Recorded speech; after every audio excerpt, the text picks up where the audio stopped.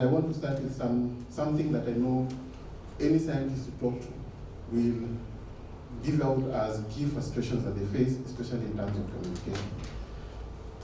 So, for us, and I think one of the key commonalities we have with journalists is basically the issue about undertaking inquiry and being able to communicate what you're finding.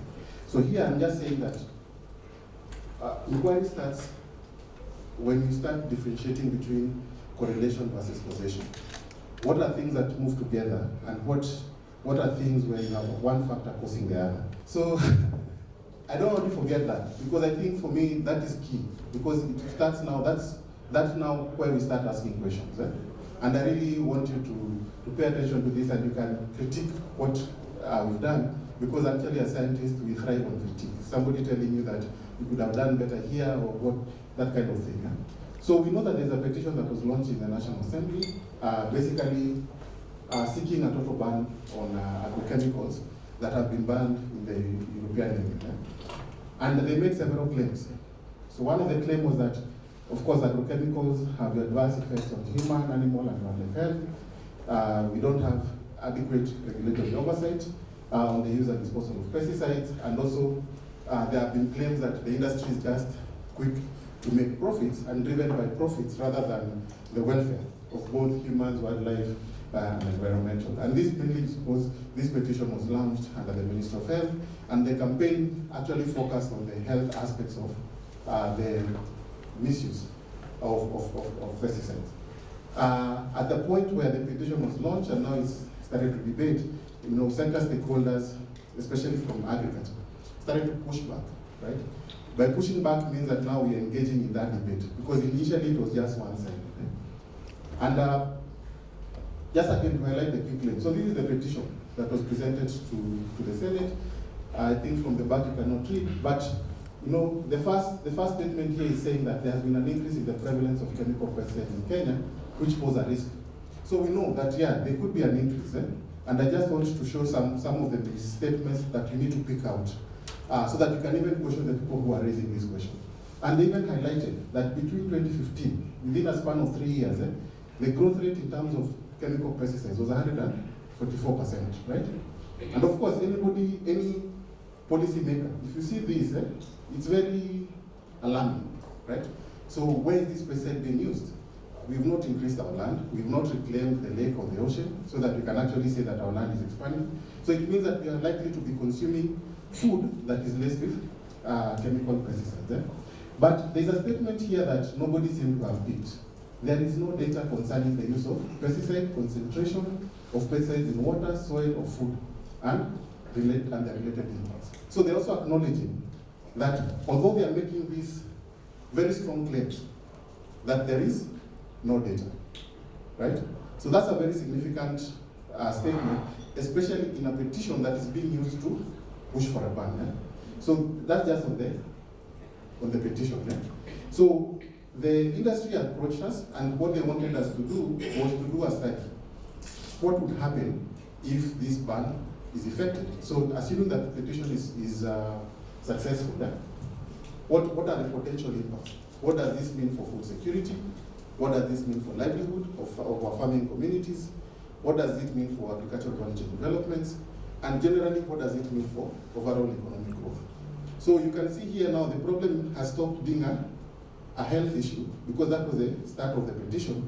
It's now moving towards the general economic impacts. Just similar to COVID, it started with health, but then when the impact started being felt, we realized that this is no longer a health issue. It's something that affects generally all sectors.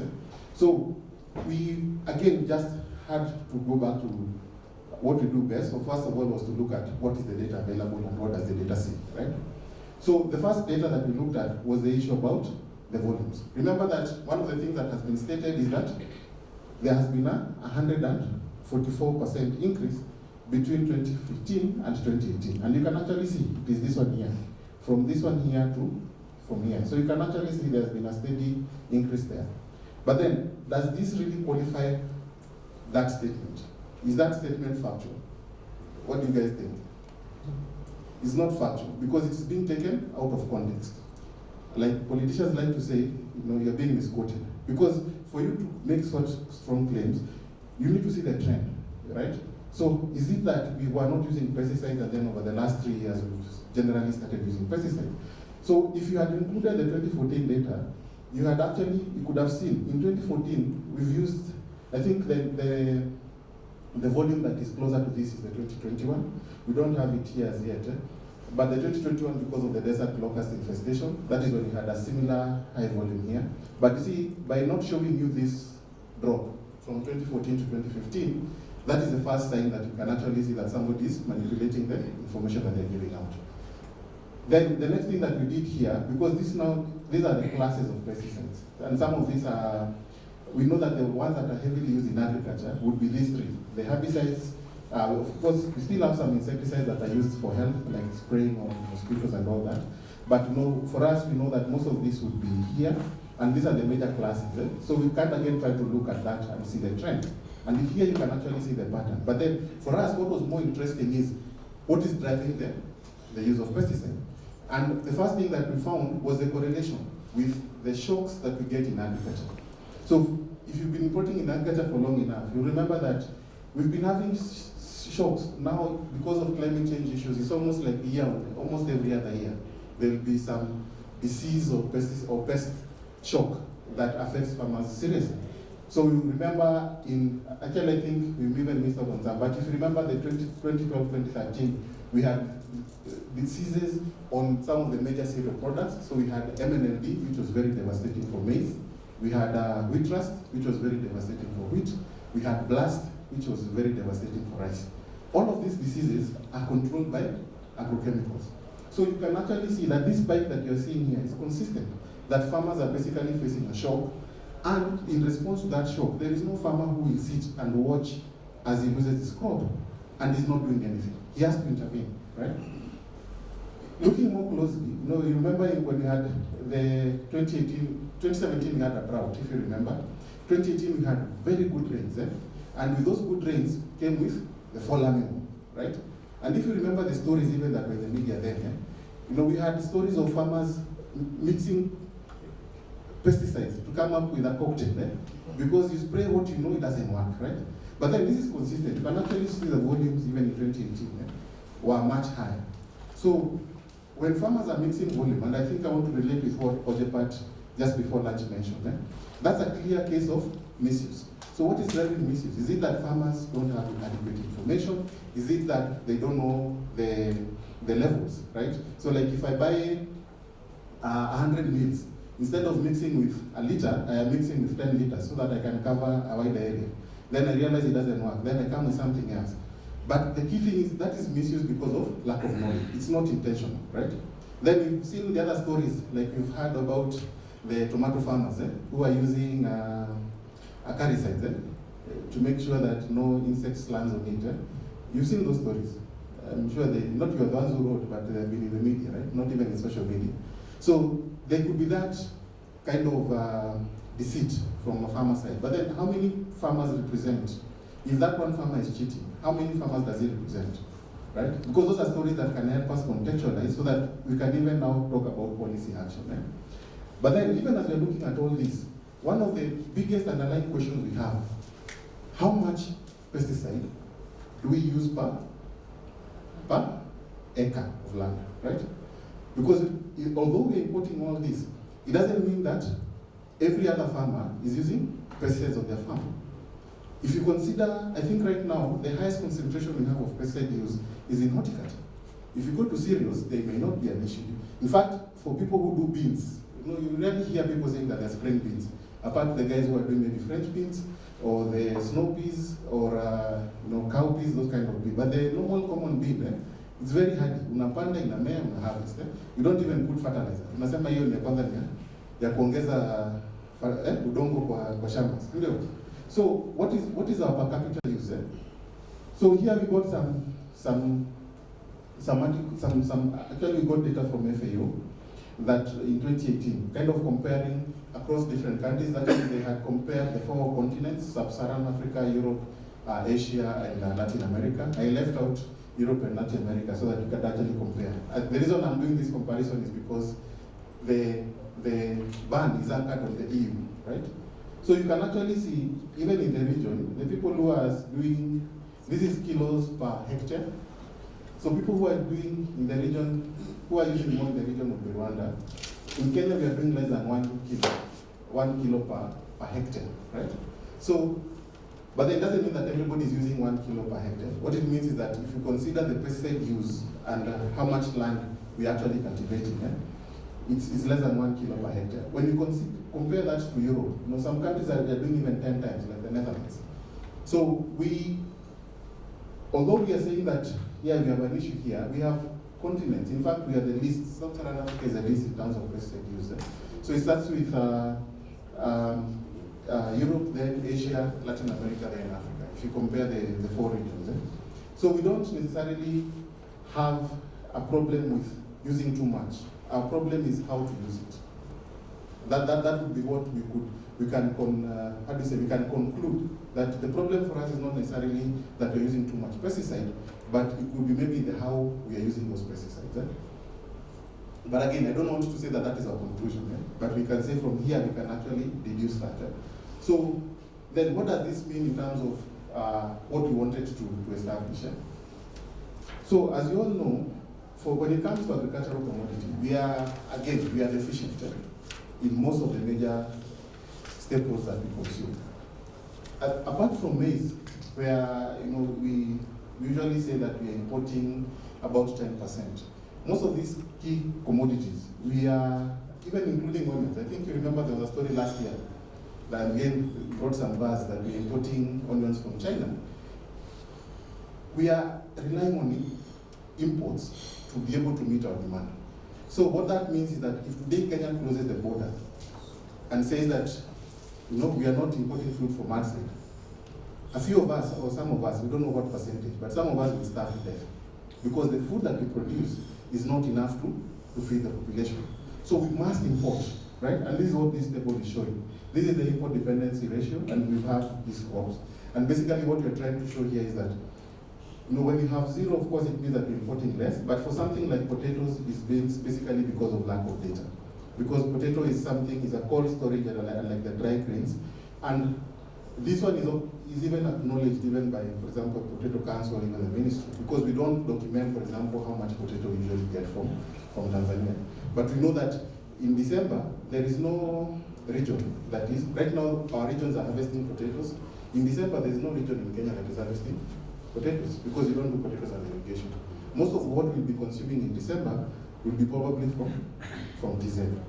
In January, the tomatoes that we consume here will be from Tanzania. So the challenge has been for the regional data, because most of this data is not official. We tend to have a challenge in terms of data. So if we were to stop that fruit from coming, what would that mean? It would mean that we would have a severe food shortage. And of course, if you have a severe food shortage, that means that the first impact would be the prices will go up, right? So a lot of people will not be able to afford food. So this is what, so the other thing we are looking at, so first of all, in terms of production, we are not doing very well. And another question that has been there, especially for guys in the sector, is the issue about post-harvest losses, and especially for things like beetles and rodents. Again, if you look at the most common ways used to control for this, would be to use, again, pesticides. So we either dust so that we can keep away the weevils, but we still incur losses. And most of these losses, the losses are even higher for the smallholder farmers, right? So for the big farmers who can do silos, they don't seem to be hit much as opposed to the smallholder farmers. So if you actually remove some of these pests from them, then you're even hurting the person who needs that particular food most.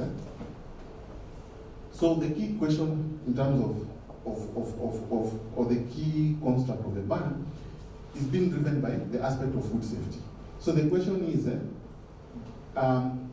if we were to ban, are we able to guarantee food safety? That is an underlying question. If today we don't have those, if today we say that yes, these pesticides are bad and we want to put a stop to it, would that guarantee food safety within our market? So one, for us to be able to answer that, we have to look at our local context. For people who do exports, we are guided by standards. We have Kenya GAP, we have Global GAP, that determine, the chemicals that you use, how you use them, and we even test. And I think I heard the part explaining that we even test for the maximum residues, the MRLs that are allowed for you to be able to export.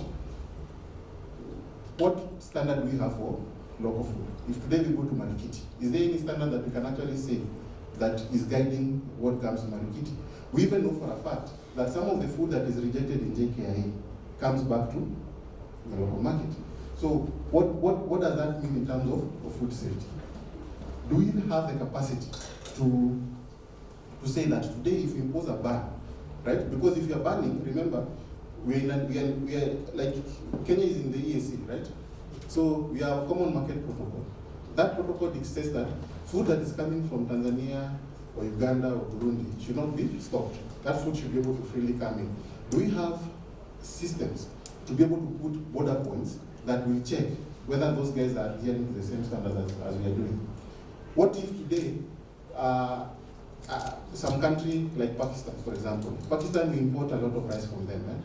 So if you tell them now we'll be testing your rice, what if they decide that that is an non-tariff body? And then they decide, okay, even for you guys, when you bring your tea, we will be testing it.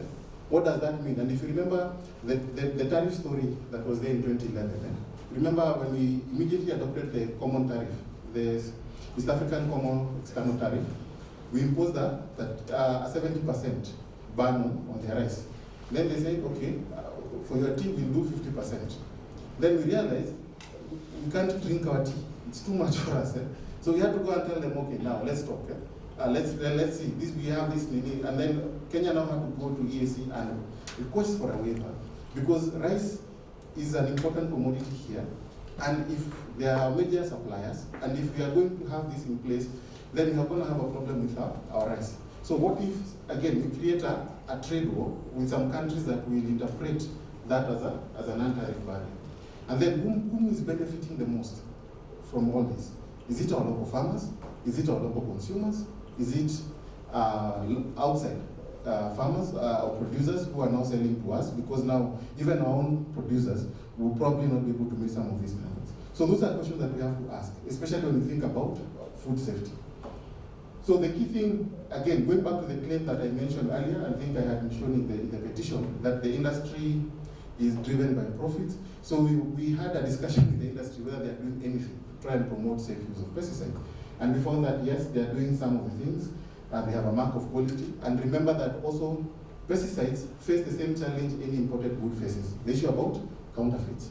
So for the industry, they have developed a mark of quality, and they have educated farmers that if you see the AAK mark, you can actually trust that product. If you don't see it, it may be good, it may not be good, right? Because this is an industry standard, trying to make sure that you have some self-regulation within there, making sure that it's labeled. They have farmer trainings where they try to train farmers on compliance, especially the farmers who are doing export. They have an app where they keep sending messages to both agro dealers as well as farmers to make sure that they can actually use pesticides well. Again, there's an issue about the disposal, because they use, how do you dispose those containers? They have been trying to collect those, and they keep data on how much they're destroying.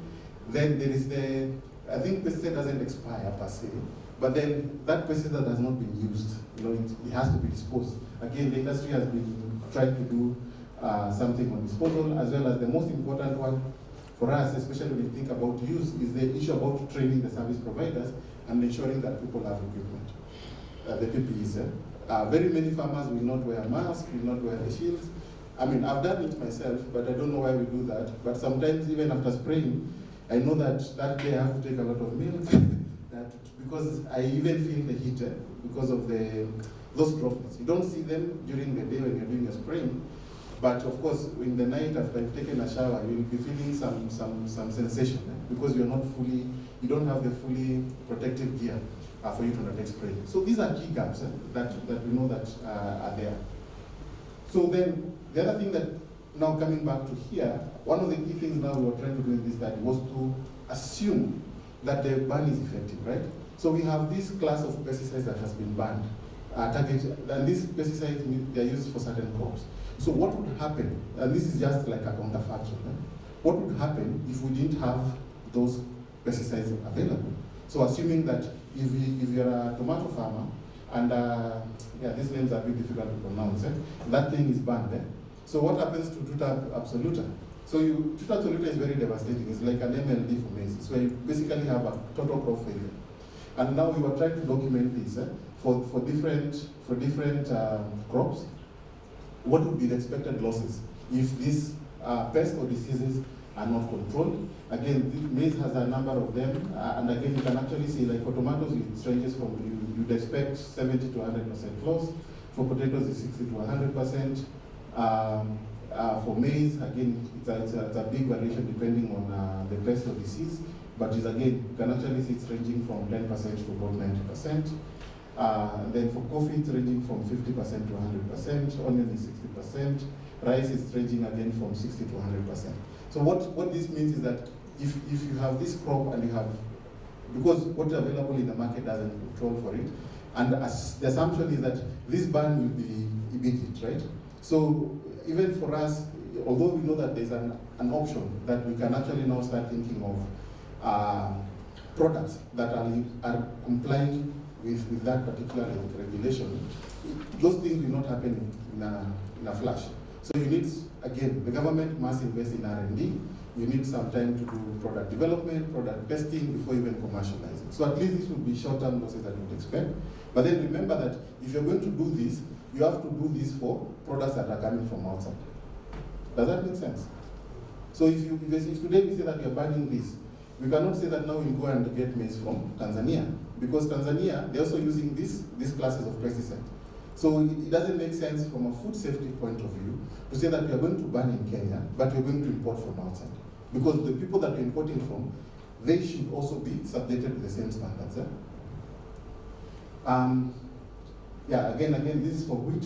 Wheat, again, depending. So wheat rust tends to be one of the most devastating diseases. Again, if some of these products are banned, then yeah, you expect this kind of losses. But then, so these losses are, so these are basically what you're saying you lose in terms of your crop. But then, what does that mean when you now try to aggregate? So again, if you are trying, so what we did was to try and apply these bounds, like what would be the estimated losses, and then trying to quantify that. So we went, first of all, to try and quantify for different crops, like this is maize, this is green peas, and tomatoes, and then this is the US dollars per ton would lose for these crops if we are unable to control for the invasive species. And then building on this, so you start, of course, with the volume, then we do it like per ton. Then this allows us to do now is like overall for the ag GDP. And then our estimate is that for these particular crops, we are looking at between 2% to around 2.5% of estimated loss in ag GDP. Because, and this is the lower bound, basically you're just thinking of what is the value of that product alone, given what you're saying. But then if you start thinking of the upstream, because this now will move away from agriculture. So for example, if you consider maize, so this is the amount of would lose in terms of agricultural GDP because of the losses. And I think from our estimation, we're estimating about 16%. We'll be able to lose about 16%. But then this is a lower bound estimate, right? The reason I'm saying this, if you take a commodity like coffee, when it goes for milling is never counted as part of agriculture. Milling would now fall under manufacturing. Yeah? So if we lose this volume of coffee, then those guys have no coffee to mill, right? So they'll have to lay some people off. You have idle machines. So this would be just lower bound estimates. And then the moment you start extrapolating it to the wider effects in the economy, then you start seeing that it has a significant impact as a result of this. If we just, again, these are based on assumptions, this is hypothetical, what would we expect if this goes on? So in summary, what you're saying is that does the petition expose a genuine problem? Yes, it does. We have a problem with residue. We have the problem with residue is because of how we're using pesticides. But I think that is where the commonality ends. Is the ban the best way to address the problem of misuse in terms of pesticides? Probably the answer is no. we have to go back and look at where the rain started beating us. The rain started beating us because of the collapse of extension systems. Remember that for most farmers, they rely on extension agents to be able to get knowledge and information. Although the industry is trying to do this by training some service providers and giving them protective gear, that is not their role. That is not the role of the industry to do this. That should actually be a public good that is a service provided to the taxpayers. Because remember that these farmers are also paying taxes. This should be a public good supplied by the government to farmers, and we need to make sure that those services somehow are brought back. So we know that right now extension will fall under counties. The ministry has already handed it over and washed its hands of it. But then we need to find ways in which we can address this, so that when a farmer is using, then they're actually told, if you see this risk, then you need to use this pest. The other thing, of course, is to strengthen the availability of the protective gear. Again, you'd expect that either farmers are buying this on their own or the government is providing some of this. But what we see is that starting with a ban, that is one of the most severe policies that you can come put with. In fact, the ban should be the last resort when we cannot, if we see that now we have a problem, including development of standards. We don't have standards locally for both production, storage, transportation, right? Today, if you look at the way we transport, let's say cabbage, how do we ensure that we are not getting poisoned because of the way we are transporting it? Because we just put it on top of a pickup or on top of a truck. We don't. So last year was an opportunity where we lost actually, because if you remember, when COVID came in and we had those cessation of movements, among the things that the AFA did was to try and register food transporters so that they could be given permits for them to be able to pass the roadblocks, right? But then it didn't matter. You just went there with my car. You could go there with your boot if you remember those guys who were doing, what is it called, Kiambu Road, the guys who went to Kiambu Road, who were selling agricultural produce from the boot of their cars. All of them had permits, right? But then nobody checks whether you're carrying a dog or a livestock together with I think the one that has been a bit strict has been for poultry and cattle. I've never seen the way they transport goods, but I think for the poultry ones now you have to do them in cages. You have to put them in cages before you transport them. But we still find in the rural areas people will put them on a boda and hang them upside down. So those are standards for food safety. So because you have to develop standards for food handling and food safety, so that it's not contaminated even when it's in the market. Some of this contamination, you have to be able to make sure that you identify the source. So for us, in terms of conclusion, for the potential impacts of this, because remember our study was mainly focusing on the potential impacts of the ban. One, the ban doesn't guarantee food safety. In fact, we are not sure that after the ban is in place, our food will become safer. The ban has adverse effects, not just on agricultural production, but then the economy. And our conclusion is that if the ban is a way to go in terms of addressing the food safety problem, then you are disadvantaging ourselves and empowering other people while not guaranteeing the objective in the first place. So our conclusion is that we need to look at alternative proposals that can help us attain the safe use and disposal of pesticides, which can actually lead to the same objective that the ban is trying to address. So I would like to pause here and take it back to the end. So thank you very much.